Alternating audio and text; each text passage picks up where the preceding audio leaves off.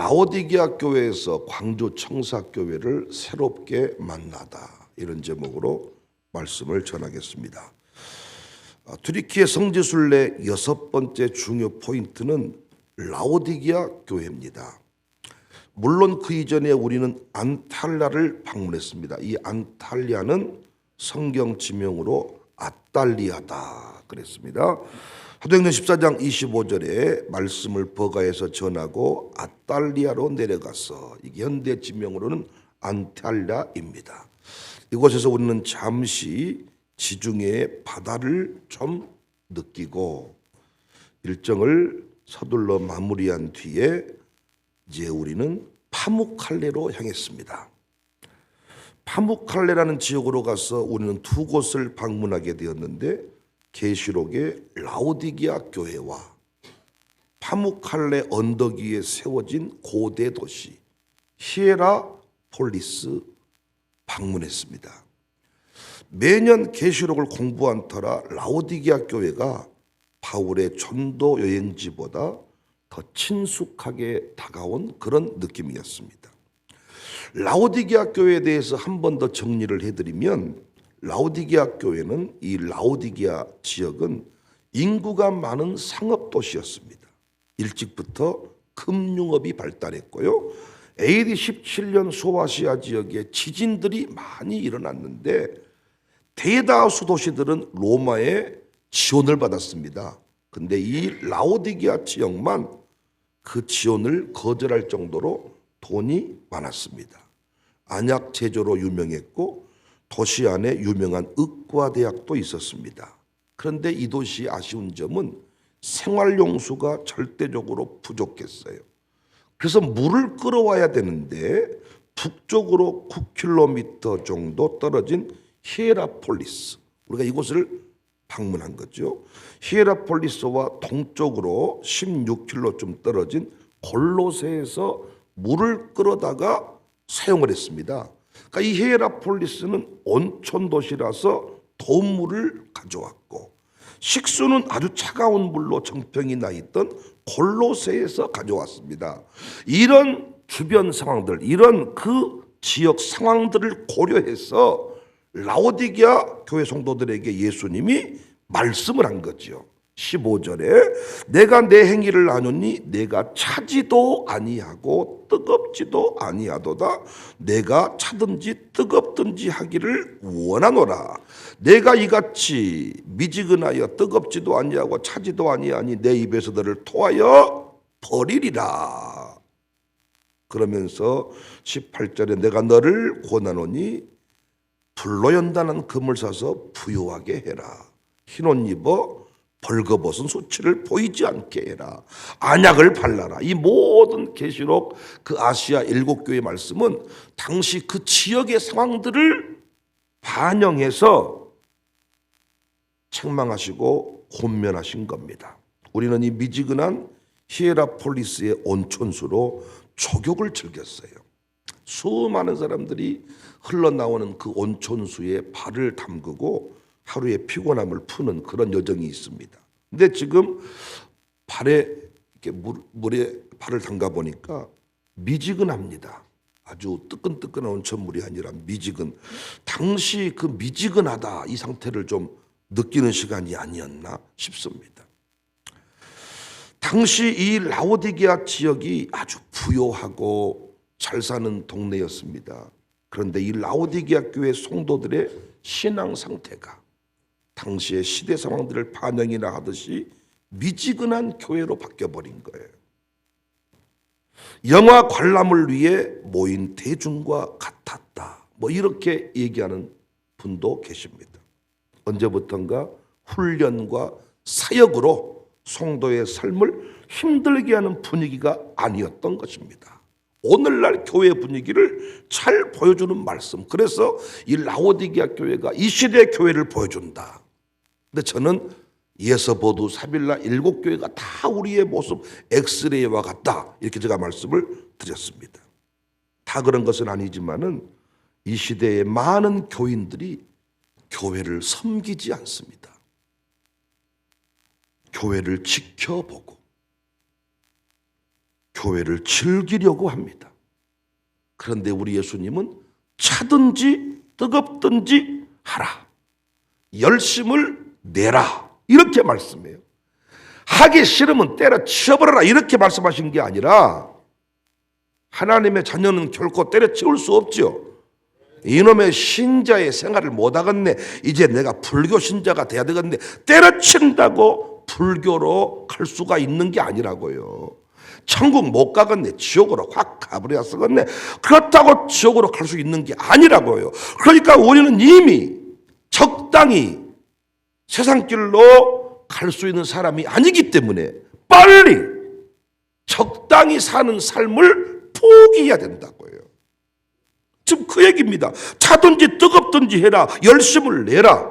그러니까 여러분과 제가 어떻게 열심히 땀 흘리며 피 흘리며 교회를 섬겨야 되는데 라오디게아 교회가 그랬던 것처럼 이 시대 교회를 지켜보고 있지, 교회를 즐기려고 하지, 깊이 들어와서 땀 흘리고 헌신하려고 하지 않는다고요. 우리가 수많은 사람들이 우리 예배드리러 오지만은 방문 카드 하나 써라 그래도 안 씁니다. 자기의 신상이 밝혀지는 것이 자기가 뭐 간첩이요? 당신 카드 내지 않냐면 나도 관심 없어. 눈빛 한번 주기 싫어. 예배드리다 가 그냥. 그런데 당신이 불편하잖아. 출장이면 출장이다. 교회 시험 들어와서 교회 찾고 있다. 근데 그렇게 안 합니다.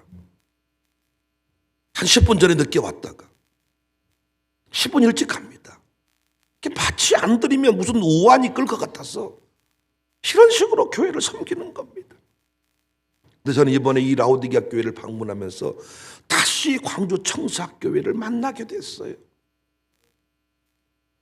또 성경 해석을 저한테 유리하게 한다, 뭘 할지 모르지만은 청사교회가 걷고 있는 방향이, 지금까지 걸어온 방향이, 야, 주님 보시기에 기쁨이 되었다. 이걸 느끼게 되었습니다. 왜냐? 라오디게아 교회에게 주신 말씀 한 구절 한 구절이 정말 청사교회가 잘 가고 있다. 방향은 물론 주님 앞에 그 농도는 여전히 부족하지만은 방향만큼은 확실히 잡았다. 이걸 느끼게 되었다고요. 주님이 라오디게아 교회 첫 번째 하신 말씀이 뭡니까? 불로 연단한 금을 사서 부요하게 하라. 18절, 내가 너를 원하노니 내게서 불로 연단한 금을 사서 부요하게 해라. 불로 연단한 금을 사서, 여기서 사라는 개념은 훈련과 연단의 의미입니다.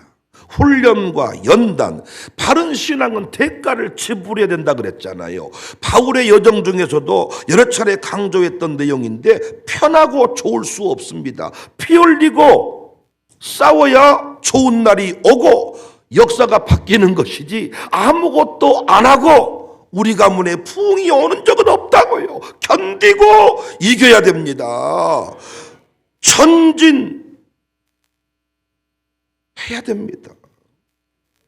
이 시대 그리스도인들의 성장이 멈춘 것은 피 흘리고 싸우는 것 대신에 자기 중심의 신앙생활을 하기 때문입니다.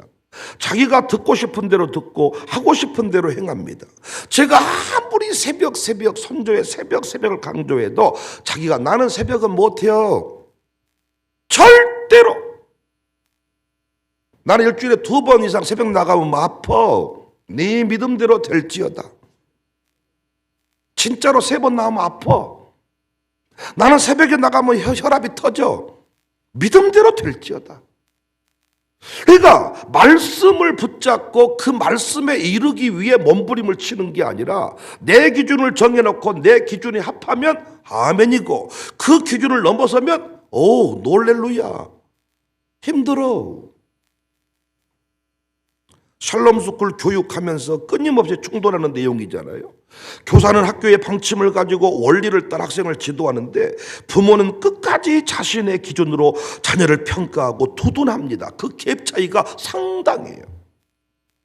이 아이는 심각합니다. 부모님은 집에서는 괜찮습니다. 그 갭 차이가 상당합니다.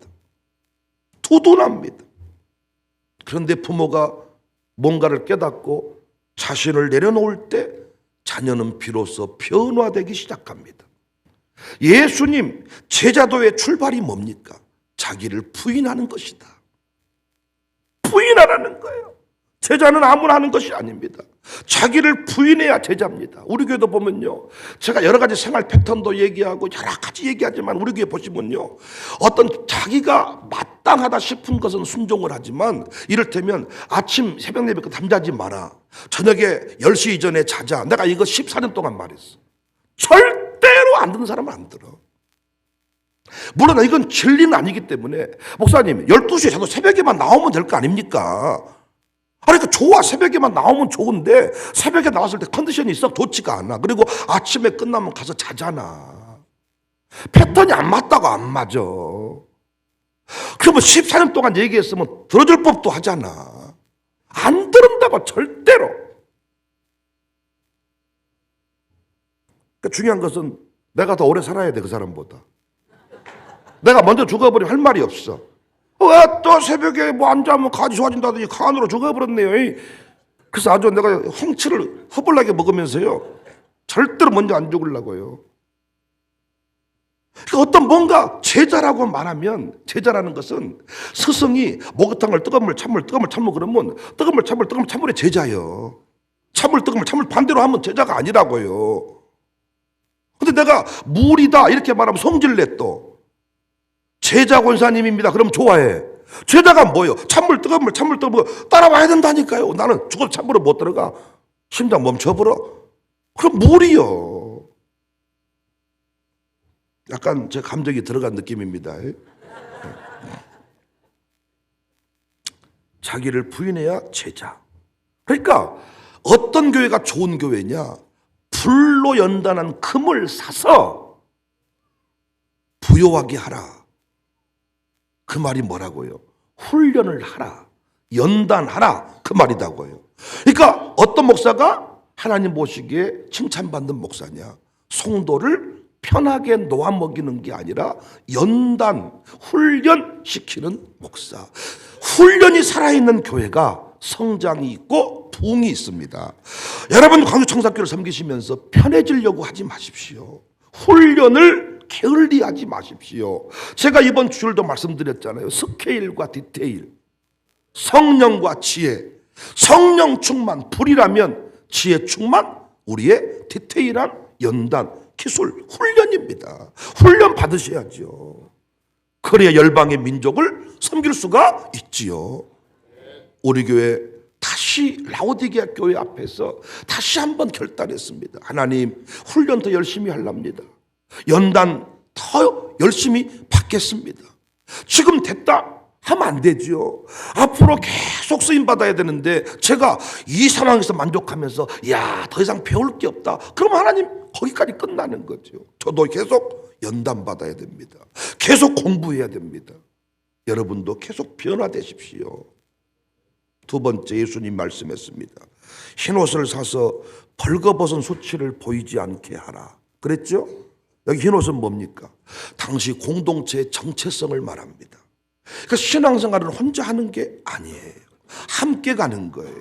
지체의식을 가지고 서로를 섬기며 사랑하면서 성장을 경험하는 거예요. 저 역시 혼자 있으면 욕심 가득한 중년의 남성일 뿐이다. 그냥 가을 타는, 계절 타는 그런 남자일 뿐이다. 저희 가정에서 저는 자기중심으로 살아온 외동아들입니다. 그런데 청사교회 공동체 안에서 백목사는 다릅니다. 이기적이지 않습니다. 선교지향적인 삶을 살려고 몸부림을 칩니다. 내 고집불통, 자신의 고집으로 살려고 하지 않습니다. 성령에 붙들려 성령의 인도하심을 따라 살려고 합니다. 의논해서 가려고 합니다. 믿음의 공동체 안에서 만나는 배균형은 진짜 왕같은 제사장, 하나님의 자녀와 같습니다. 그러나 우리 집안에서 만나는 배균형은 그냥 중년의 남자, 외동아들일 뿐이다고요. 여러분도 마찬가지. 제가 여러분의 성격을 너무 잘 아는데 저와 별반 다르지 않아. 그런데 교회 안에서 직분 감당하는 모습은 다른 사람이에요. 오늘 아침에 우리 김수연 집사 기도하는 것도 평상시 우리가 알고 있는 김수연, 그 집안에서 김수연, 그냥 그 부인이 바라봤을 때 남편의 김수연은 다를 수 있지만 양육사로 선 김수연은 차원이 다른 김수연입니다. 교회 안에서 사명과 연결된 김수연, 사명과 연결된 나는 다르다고요. 샬롬 스쿨 친구도 마찬가지 아닙니까? 그 나이 또래 아이들을 보면 그냥 애기들이요. 우리 저 아이들 그냥 애기들이에요, 애기들. 그런데 우리 공동체 안에서 저 샬롬 스쿨 아이들은 그냥 애기들이 아니잖아요. 우리의 기도의 동역자들이잖아요. 제 목회의 핵심 축이잖아요. 광주에 어떤 중요 행사가 있을 때마다, 이번에 광주 지역 복음화 대성회를 할 때에도 그 총무 목사님이, 사무총장 목사님이 저 유럽에 있는데 계속 전화만, 청사교회 자리를 앞자리로 빼놨으니 샬롬 스쿨 친구들을 우리 나라사랑 포럼에 모일 때처럼 꼭 좀 데리고 가서 앞에 좀 앉아주면 좋겠다는 거예요. 왜? 그 아이들이 앉아있으면 예배가 방해되고 강사한테 이 문제가 생긴 게 아니라 그 아이들이 앉았을 때 예배가 뜨거워진다는 거야. 이번 CBS 그 출산 장려 무슨 세미나, 뭐 경기도지사, 광주시장 다 모여서 하는 그 중요한 행사에도 또 어제도 또 문자 온 거예요. 정말 샬롬 스쿨 우리 친구들 좀 몇 명 온지 얘기해 주면 샌드위치와 우유를 준비하겠다 그래서 내가 문자를 보냈어. 샌드위치 정도가 아닙니다. 우리 아이들은 한정식을 먹어야 됩니다. 숫자도 내가 말해주지 않았지만 애들로 본 거예요. 애들로 그냥 우유 하나 주면 해. 우리 애들이 우유 먹고 감동할 애들입니까? 그래서 숫자도 말 안 해주고 샌드위치 안 먹겠다 그 말이지. 뭔 샌드위치 먹으려고 가나 우리가. 애들 알기를. 아니 애들 매점이 이디야인데 애들이 한턱 쏠려면 연어로만 데리고 가는데 뭐 샌드위치 같은 소리 하고 있네. 그러니까 애들로 본 거지. 그러나 청사 공동체 안에서 우리 아이의 역할은 다른 거잖아요. 그러니까 흰 옷을 사서 벌거벗은 수치를 보이지 않게 하라. 정체성. 우리 아이들을 청사 공동체 안에서 그냥 너희들은 애들이 나가 놀아라가 아니라 우리 공동체 안에서 그들을 존중하니까 공동체 안에서 우리 수준으로 성장을 하고 있습니다. 나는 끝까지 여러분과 제가요, 이 공동체 안에 깊이 뿌리를 내려야 돼요. 깊이 내 안에 거하고 내 말이 너희 안에 거하면, 이 원리 제가 설명했죠. 내 안에 거할 때 깊이 멀찍이 뒤에서 지켜보는 교회가 아니라 이 안에 깊이 들어와서 말씀으로 연단받고 흰옷을 입고, 청사교회가 새벽을 강조하면 새벽의 옷을 입고, 부르짖는 기도를 강조하면 부르짖는 옷을 입고, 5대 사명의 옷을 입고 나아갈 때 인생이 성장하게 되는 것입니다. 청사교회에서 저는 이 마라오디게아 교회에서 또 한 번 저희 교회의 모습을 본 거예요. 우리 교회 공동체 강조하는 이 신앙이 잘못된 것이 아니구나. 분명하게 우리도 그 역사의 중심에 서야 되겠다. 더 공동체를 사랑하고 더 축복하며 가야 되겠다. 여러분, 흰옷 입은 공동체의 주인공이 되시기를 바랍니다. 마지막 세 번째 뭐라고 말했습니까? 안약을 사서 눈에 발라보게 하라. 안목이 달라져야 합니다. 가치관의 변화가 신앙 성장의 출발입니다. 우리는 지금껏 물질의 부요함에 행복이 있는 줄 알았습니다. 또한 물질이 가장 귀한 것이다 생각했습니다. 또한 부자는 다 잘 사는 사람인 줄 알았습니다. 그러나 우리는 돈이 많다고 잘 사는 사람이 아니라 예수님 믿고 새로운 사명을 붙든 사람이 잘 사는 사람이라는 것을 깨닫게 되었습니다. 또한 물질을 쌓아둔 사람이 풍성한 사람이 아니라 부족할 때마다 채워지는 사람이 풍성한 사람이라는 것도 알게 되었습니다. 엄청난 깨달음이잖아요. 결국 신앙생활의 성패는 안약을 사서 눈에 발라보게 하는 데 있더라고요. 그러니까 목사가 할 일이 뭐예요? 현실 반영해서 현실에 맞게 교회를 이끌어가는 게 아니라 교회에 눈을 뜨게 해야 돼요. 모세의 부모가 눈을 뜨지 않았다면 모세는 이미 이 땅 사람이 이미 부모 손에 죽었습니다. 왜? 죽이라 그랬으니까. 생명 걸고 모세를 딱 보니까 어때요? 잘생긴 아이임을 확인했다는 거예요. 이 아들은 보통 아들이 아니다. 하나님이 쓰실 사람이다. 이걸 깨달았다는 것입니다. 여러분과 제가 믿음이 좋아지면서 전에는 그렇게 미웠던 사람이 어느 순간 좋아 보이잖아요. 믿음의 성장과 더불어서 안목의 변화. 샬롬 스쿨에서 성적을 매기지 않는 것도 이 눈을 열기 위해서입니다. 안목사들이 종종 저보고 그래요. 목사님은 어떻게 목회를 하십니까? 나는 몇 명 되지도 않는 사람을 데리고 이렇게 이 가정교회 하면서 힘든데, 제가 이런 제 나름대로의 노하우를 말씀드렸어요. 나는 사람이 미워질 때 그 사람을 두고 기도한다. 그러면 내 눈으로 내 방식대로 보았던 것을 내가 깨닫게 된다. 기도하다 보면 하나님의 안목이 열린다. 그 사람이 왜 그렇게 주일 예배를 힘들어했는지, 왜 그 사람이 그렇게 11일 종금을 떼먹어야만 됐는지 그 사람의 처지가 보이고 하나님 앞에 그 사람의 계획들이 보여지게 된다. 그때 해석이 바뀌고 사랑할 수가 있다.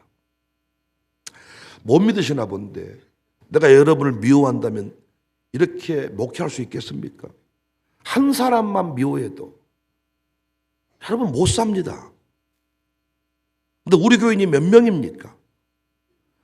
내가 여러분을 미워해서 목회할 수 있겠냐고요. 그럼 나는 미운 마음이 없냐? 천당하니까요. 또 이렇게 감정 들어가면 안 되니까요.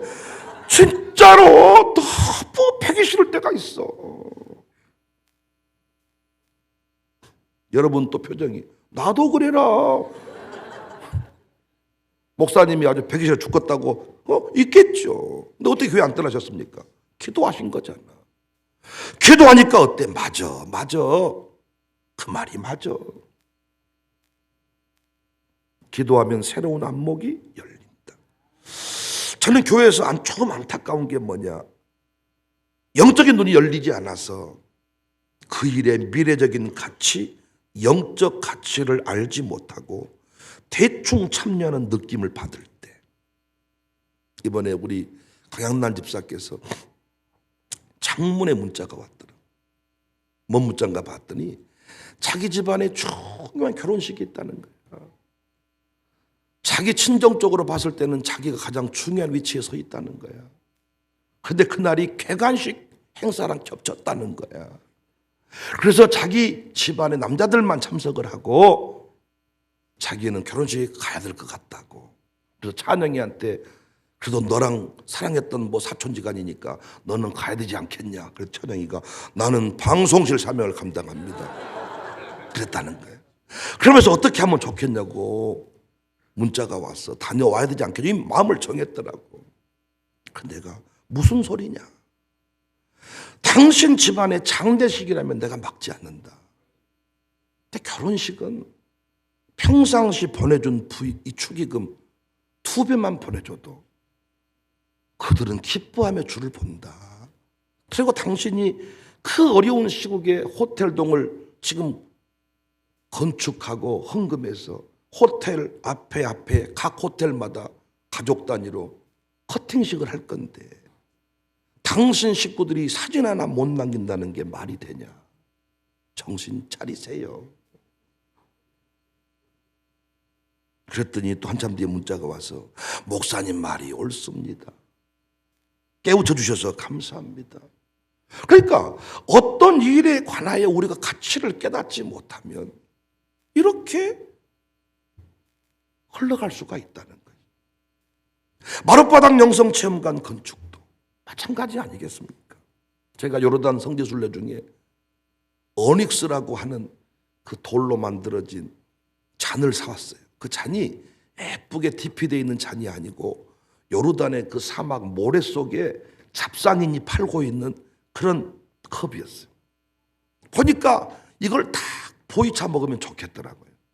흥정을 하니까 어느 선까지 흥정이 되다가 더 깎으니까 그 잡상인 그분이 성질을 오케이 주세요. 가져왔는데 그 차를 먹는 사람들마다 이 잔이 뭔 잔이냐. 페트라, 요르단 페트라 들어가는 입구에 그 사막에서 건져온 잔입니다. 이야, 요르단의 그 고대의 신비가 느껴지는 느낌입니다. 그래서 우리 김재훈 장로님이 여행사 대표신데 거기를 수십 번 다닌 거야. 이걸 어디서 샀다고요? 페트라. 그래서 다시 가서 막 찾아봤대. 없더라는 거야. 사오긴 사왔는데 잔이 얇고 갖고 다 깨지고. 그래서 그 페트라에서 사온 그 잔을 가지고 차를 먹을 때마다 사람들이 기뻐하더라고. 그 차를 살 때요, 제 아내랑 엄청 싸웠네요. 뭔 그런 추접스러운 걸 살려고 그러냐고. 아주 사람이 아주 그냥 가만히 자빠져 계셔라. 그래서 더 많이 사왔을 건데 아로 옆에서 뭐라고 했다는 바람에 몇 개 못 사왔단 말이에요. 그래서 이번에 이제 또 터키가 가지고 트리키가 가지고 있는가 봤더니 있긴 있어. 근데 그거 두께 절반도 안 돼. 여차하면 깨지고 그렇더라고요. 그러니까 똑같은 상황을 보았지만은, 야, 그것을 어떤 관점으로 바라보느냐에 따라서 새로운 것들을 느낄 수 있지 않습니까? 여러분 말씀드렸잖아요. 인간적인 친분으로 교회를 섬기는 것은 오래가지 못합니다. 그런데 안목이 열려야 돼. 안약을 사서 발라가지고 백목사를 바라보는 그 안목이 바뀐 사람은 누가 뭐라 그래도 움직이지를 않아. 야, 안 보이냐 우리 목사님. 지금은 제자리에 서 있지만은 세계를 누빌 목사님이요. 다 깨달아질 때 세계를 누빌 목사님 그렇게 쉽게 떠나겠어요? 그런데 개똥이나 아주 그냥 지잘난 맛에 산다. 잘난 척하고 있구나. 이렇게 바라본다면 어때? 잘난 척하는 사람한테 가셔야지. 겸손한 목사님들이 많잖아. 저는 겸손과 거리가 멀잖아요. 여러분이 아는 겸손은 그냥 하면서도 못한다는 게, 저는 한번 한다고 그러잖아요. 지가 좋으면 좋다고 말하고, 넌 성경적인 말하는 겸손이야. 공자는 할 줄 알면서도 몰라요, 안 돼요, 그러다가 결혼도 다른 사람하고 하고 막 그렇지만은, 아니 이 교회를 바라보는 안목도 바뀌어야죠. 야, 우산동을 살면서 우산동을 욕하는 사람들이 많다 그랬잖아요. 나는 우산동이 두고 봐라 광주의 중심이 된다. 정말로 중심이 되었습니다. 되고 있고. 야, 진짜 막. 그러니까 안약을 사서 눈에 바르는 것이 신앙생활의 핵심이더라고요. 핵심.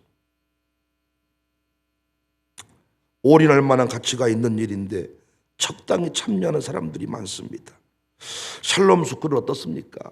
빠를수록 좋은 학교인데 자꾸 부모들이 이 학교를 육적인 눈으로 바라보는 거예요.